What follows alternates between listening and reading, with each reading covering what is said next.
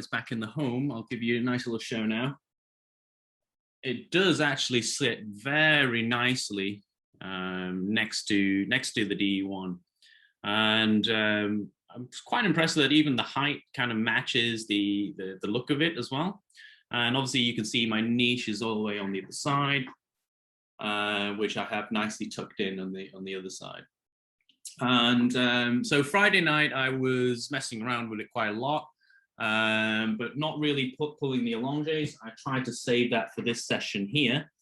And so I've been pulling out some blooming Allonge shots with some light roasts from Facsimile, and it's been pretty cool to test out the blooming as well. Just, you know, having access to a big flat burr grinder and having a light roast that is of good quality to test it out was really quite cool. But today's topic is about the Allonge shot profile, not about blooming. And we will pretty much see how we fine tuning the P100 and the niche on the Allonge profile. And let's see what we got. So like I said, I've not done the profile on the P100 at home. I did try very briefly at work at the factory, and I was quite impressed. The flavors that were coming out were pretty crisp and pretty smooth. And I think that's the word I'm going to go for with this grinder. The shots that come out of this grinder are very, very smooth. And we'll obviously have a look at what comes out in the cup with the Allonges. With the niche, obviously the niche is super good. I mean, I can't really say much against the niche for its price range and for what it does. And I really find it quite easy to find my grind and get a good result from it. And you know, like I said, this isn't a comparison between the two grinders as such, because essentially I'm comparing apples and oranges. You know, one's a flat burr, one's a row burr grinder. So today is mainly about what we find out with this profile, how we're going to set it up, and what differences in terms of the recipe you may find with using each of the grinders. I've just in my brief time with the grinders, I have noticed that I'm changing certain parameters in the profiles to bring out the best in each bean, and they are slightly different with each of the grinders. So let's get to it. I've had one coffee this morning, so and it was a blooming Allonge, pretty good, and I didn't want to waste too many beans tuning it in, so it could have been better. And it kind of, again, with the mantra, wasn't going quite fine enough. But yeah, I think it's, I didn't want to waste the beans, so I didn't want to pull another shot with it. So let's go with the, which one should we go for? Should we try the P100 or the niche first? I'll let you guys decide which one while I weigh out some beans. And so the recipe I'm going to be using today is the usual 15-gram basket, and I will be dosing 15 grams in each one.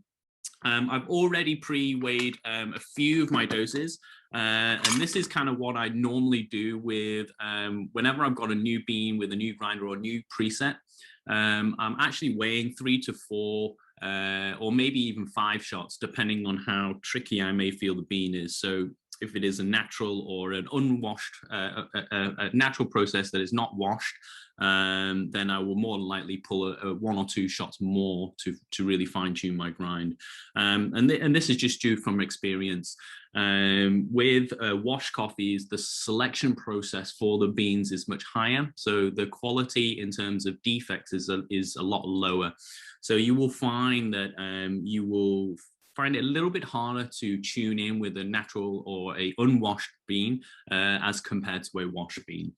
The beans I am using today are washed, and I tend to prefer washed because it is more cleaner and is more consistent in terms of extraction to extraction. So Gary B's just said in, let's try the niche first. And also the niche is a good starting point, and then let's move on to the, if I move up to the camera to the niche, you can kind of see that I am close to, I would say, let's lift the cap up, I'm close to 11 and a half, okay? So it's pretty fine. And I would expect anywhere between, we're going in the middle or closer to the 20, depending on the bean, how the bean's going to react. And this gives me a good point to kind of say about getting to know your equipment. If you really sort of get to know your equipment, i.e. you're using your niche day in, day out, and let's say you've used the same profile that I have, adaptive best practices for medium roasts, and you know roughly where it is on your grind from bean to bean. So let's say your roast profile is quite similar.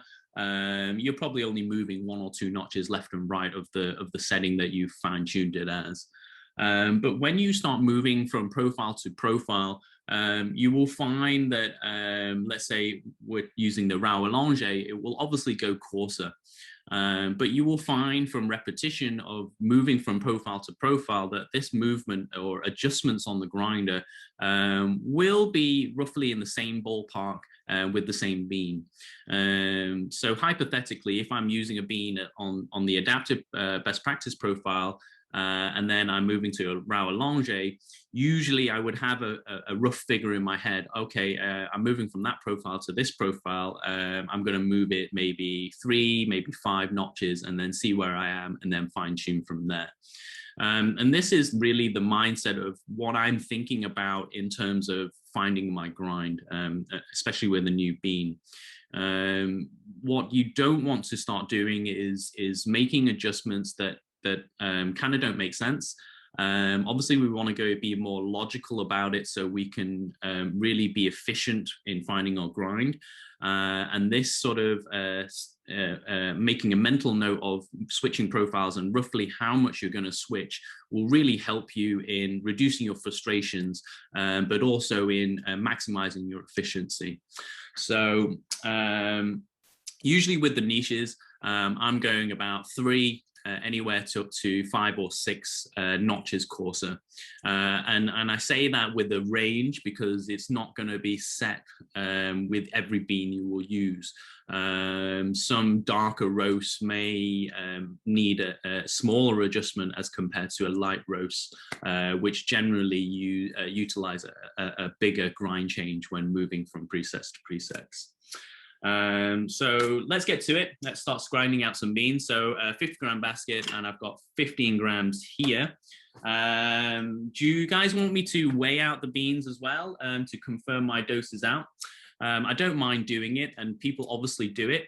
But personally, I'm quite comfortable with what is coming out of the niche. And from my experience, anything is coming out anywhere between 0.1 to 0.2. So anywhere between 0.1 and 0.2 in terms of grammage. How will it affect your extractions? To be honest, it won't really affect it too much. Unless your put prep in terms of temp is really not up to scratch. So 0.1 to 0.2 grammage up and down won't really affect it too much. Let's say worst case scenario, you're 0.3 down, underdosing. All you will see is a slight lack of pressure, but it won't really affect what's going into the cup. You might be surprised with those shots in that you might try them and you will find you will stop those shots a little bit shorter because of your dose. But in terms of flavor, you won't be sort of putting them in the sink, so to say. You would sort of drink them and think, oh, that was actually okay. On the other end of the scale, if you're going 0.3 higher, in terms of the raw Allonge presets, you won't really see too much of an issue unless we're going beyond the 9.5, 10 bar, at which point we will see double compression, and this will start to affect your grind. So as long as you're not reaching above that bar pressure, you'll be fine. Okay, so like I said, I have pre-weighed 4 doses already, and they are 15 grams. So let's load them into the niche. I will be using the niche cup. Usually I do dose directly into the portafilter, but today, because I'm doing this all by myself, I've kind of got cameras rigged up here, and it's not too convenient for me to do it. So I will be dosing into the cup, and I will be doing the same on the P11 to try and keep it a little bit consistent in terms of workflow. Okay, so because I know that this grind setting is a little bit on the finer side, I will obviously go a little bit coarser. Sorry about my lighting. And if I can get it over here. Okay, so you can't really see it over here, but I will say the numbers to you. So at the moment it is at 11.5. Okay, so I previously mentioned it's going to be anywhere between 3 and 6 notches. So let's just go with the minimum for now, or maybe let's just go in the middle. Let's go 5. Okay, or 4. Let's go 4. I feel like a 4. All right, so let's move it to 4. So it's 11.5 now. We'll go to 15.5. Okay, so it's 1, 2,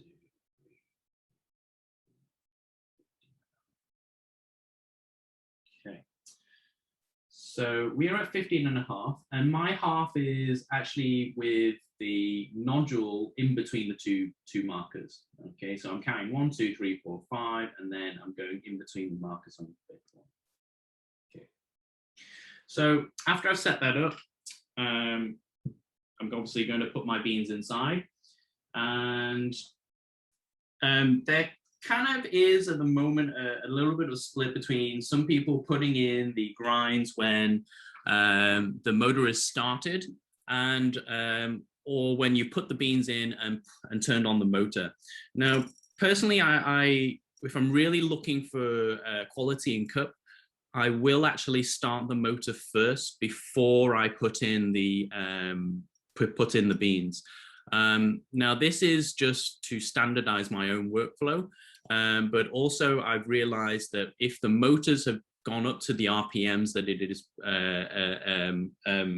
calibrated to, it is much more accurate in terms of the grind size particles that are coming out. And what you will find is that the grind size particles, well, on the niche specifically, if you are dosing this way, will be a little bit more coarser than the setting if you just turned on the motor and the beans were already inside. And that's quite an interesting point to note. Where would this be useful? If you're using your niche for a long time and your birds are getting on the blunt side, this will enable you to grind a little bit coarser, but still find your shots to be relatively clean. So this was a nice little thing that I've found, and I've actually transferred this onto the P100 as well. Not from any experience that I have found, but it's just to keep my standardization of workflow and what forth. So I'm just going to have a look on the questions now. I see some things. Great list being batch for some maximum coffee goodness. No need to weigh out on the niche, assume cavities fill out first. Okay, cool. So we will dose and then not reweigh on the niche. I think we're all quite comfortable with the niche's characteristics. And I think it's pretty safe to say that the niche 0 is very adequately named niche 0, as in 0 retention. And hang on, I've got to plug in my niche. That's not a good thing. Hang on. Okay. Sorry, I ended up changing some of the plugs for the cameras and all that, so and some of the cables didn't reach, so but we're all good. So we're just grinding out that now on 15.5, and I'm just going to dry my portafilter. Now I do like to let my niche run out until I can't see anything, and I actually give it a little knock, like as if I'm knocking on a door. And I found that it does spew out the remaining grounds that are close to the dispersion hole. I do give it a bit of a shake. I find shaking is quite good. One, it releases all the grounds on the sides and also homogenizes your grounds. But also when you put it back into your basket, you're not going to get this massive clump in there. Obviously, you're going to use the puck rake, but with the puck rake, you want to just reduce the amount of workload you have. So if I can get, which camera have I got? I don't know if you can see this, but I have my grounds here.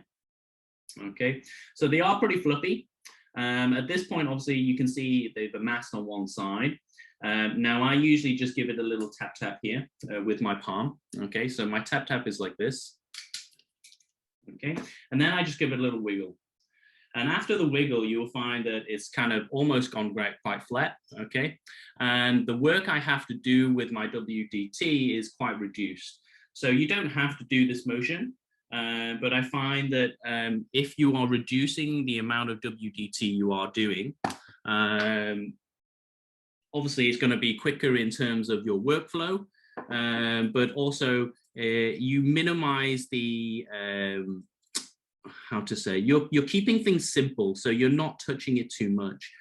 Sometimes doing too much can be detrimental in that, let's take deep WDT, for example.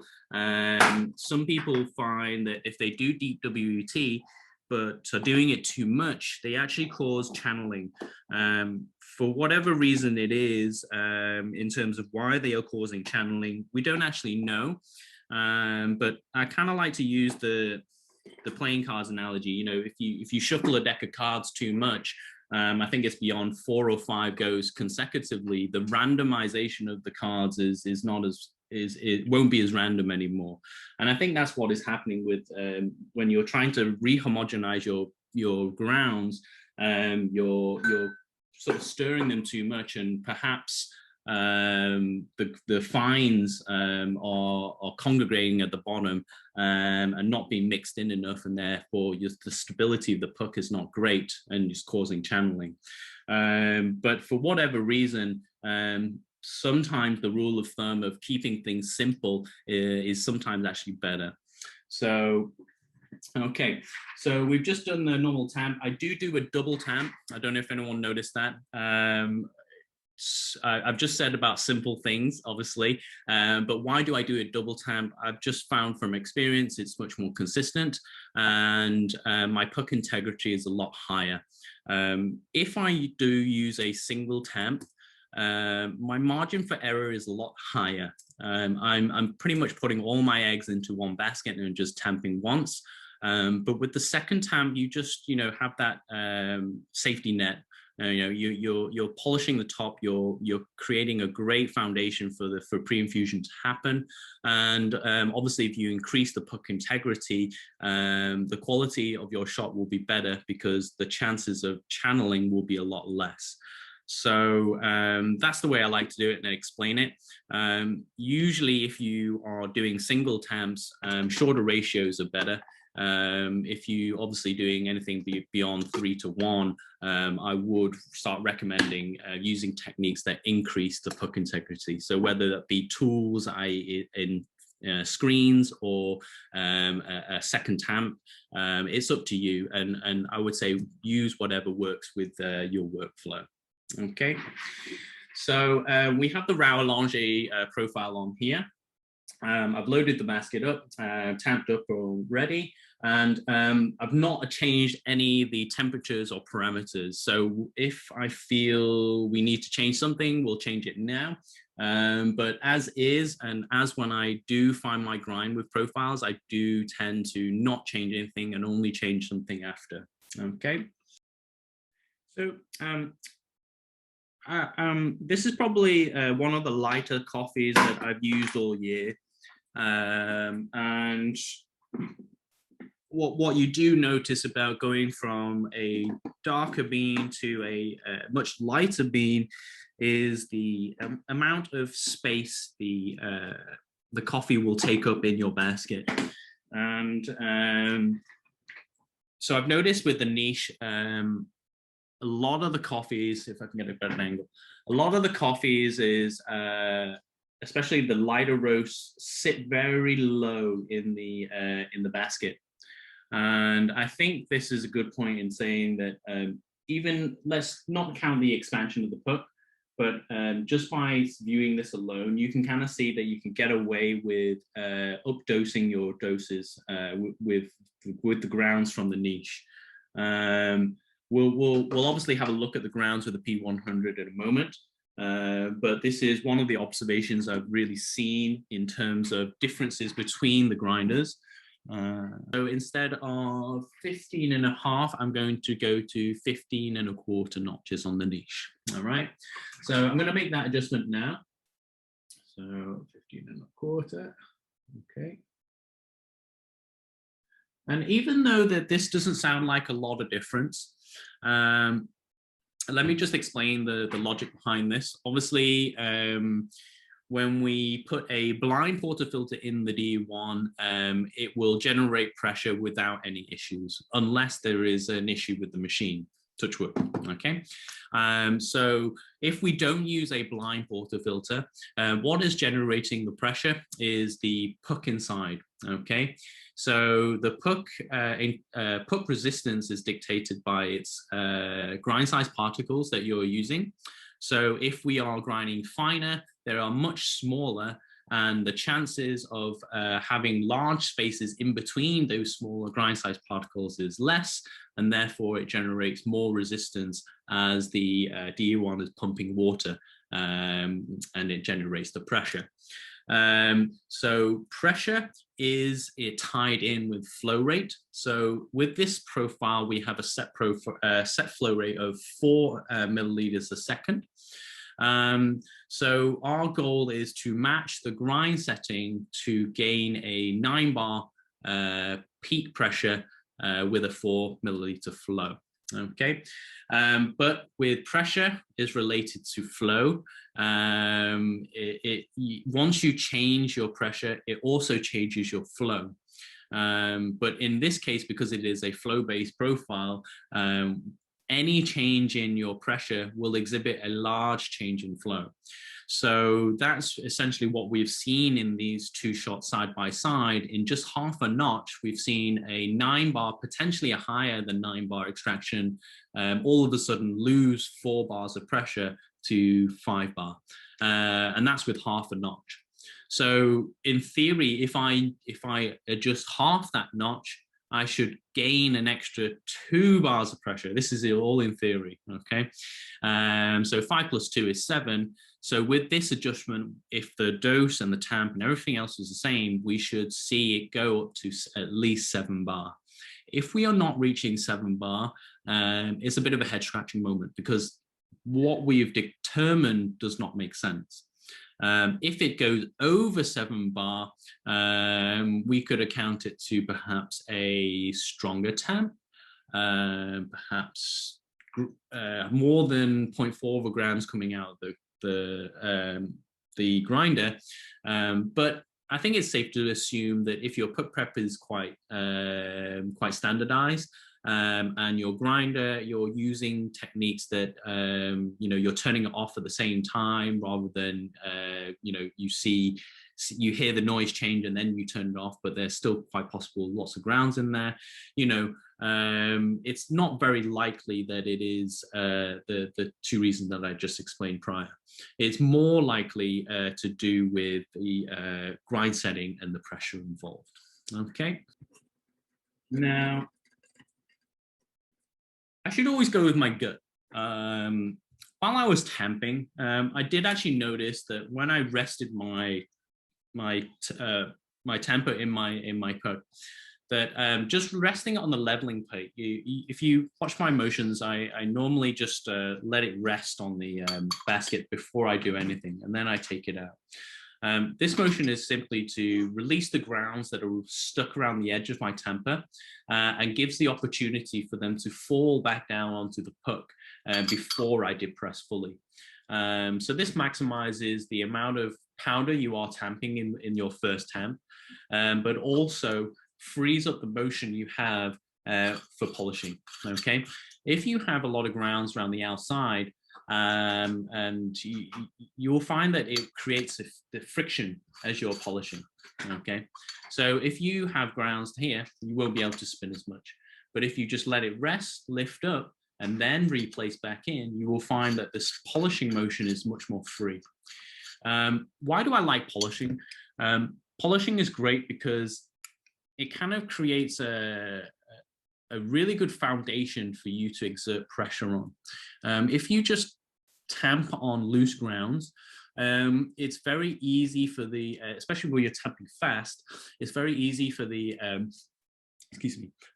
very easy for the grounds to depress unevenly, but also to move as you're tamping out. So, for example, if you have higher grounds here but lower grounds here before you tamp, and you tamp fast, the place of lower grounds will not actually gain anything from a fast tamp. But what will actually happen to the position with higher grounds is that that will move and depress much more than if you tamp slower. So if you tamp slower, the high grounds will have a much higher chance of depressing and evening out rather than being compressed in one stationary point. So that's the reasoning behind it. But the reason why I mention this, because normally when I rest my level onto here, I can kind of see that I've already got a pre-tamp. You can kind of say it's like a pre-tamp. But in this case, there were actually points when my puck where I saw that there wasn't much depression being made from my pre-tamp. That gives me 2 points to note. One, I possibly underdosed. Or two, I've lost powder somewhere, okay? Because we've weighed it out, I put it in the grinder and this is what I've got out. And without, because we're not weighing them, we don't actually know the weight, but these little clues will give you clues to what is going on here. So my prediction for this is that I've lost ground somewhere. And because I know I didn't see myself spill any grounds during my puck prep, the grounds are going to be stuck in the niche grinder here, okay? And because I'm dosing 15 grams in a 15-gram basket, from personal experience, if I'm seeing that sort of depression and I've not really got I've got high and low poke moments in after my pre-tamp, then I'm expecting anywhere a loss of half a gram, okay? And it's not unheard of. Half a gram is still workable. But when you're really sort of trying to fine tune your grinder, like for example, this example here, where we were trying to predict what this grind change would make, but we've got the same result as our last shot, it doesn't really make sense. Unless we can kind of say that the retained grounds in the niche affected your shot, but we were going from coarser to finer, right? So that didn't really make sense unless we went the wrong way, okay? So I'm just gonna double check now to see if it was a personal mistake, okay? I could have gone the wrong way, or whether we can kind of put it down to we've lost ground somewhere. I'm gonna put it in, I'm going to put it, the niche has got them stuck somewhere in there, and that's why we didn't build up pressure. So that's a general insight into how my mind is working when I'm fine-tuning my grinders and explaining with logic to a certain extent what has happened with the data on my graph. So after those conclusions, we will run the shot again, okay, and see if our change on our grinder will exhibit in this shot. So we're not going to change any of the parameters. We're just going to try the shot again.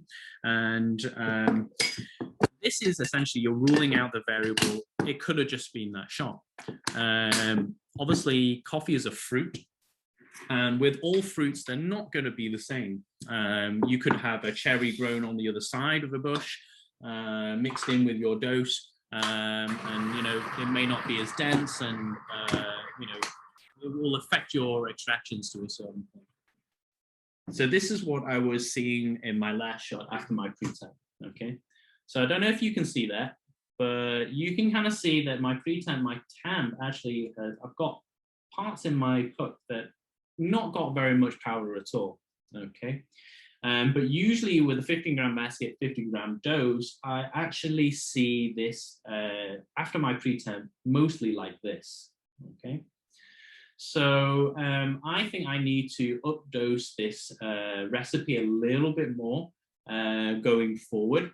And this could be because of the roast profile of this bean is super light. I'll bring out a comparison bean in a moment to give you a viewpoint of how light this bean is. But because this bean is so light, it is taking up less room in this basket. And actually I can up-dose a little bit more to get a much richer shot. Won't be better, it'll just be richer because the TDS will be slightly higher. Okay, so we'll go ahead and tamp this anyway and see what we get. If we do get the same result again, I will change the recipe from this point on. Now, it's kind of a good point to make note that I have not changed anything for this, and I'm merely confirming my suspicions. I'm gaining confidence with each extraction. The danger with pulling shots like this is that you lose your confidence in terms of what you're changing. But again, if you're using logic to try and explain your changes, the more you do this, the easier it will get to change in time. Okay. So see if I can get in closer again. As close as I can get.